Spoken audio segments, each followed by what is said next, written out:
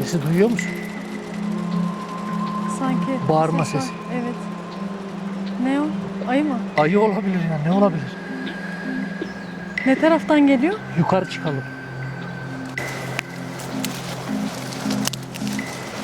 Bak dediğim ayı pislikleri şu tarafta. İki farklı noktada. Bunlar mı? Evet. Bir tanesi şu. Kızım bu kadar yakın mıydı ya kamp alanına? Dedim ya bulunduğumuz yerdelermiş diye. Bir tanesi de şurada. O zaman biraz önce duyduğumuz ses ayı sesiydi. Evet, yeni geçmiş. Drone gönderelim bir tane, bakalım nerede. Demin biz ormandayken bir ayı sesi duyduğunu söyledi abi. Muhtemelen gerçekten ayıyı da şimdi drone kaldıracak. Bakalım, inşallah görebiliriz. Bulabildin mi bir şeyler? Evet. Gördün mü? Bak, yaklaş bak.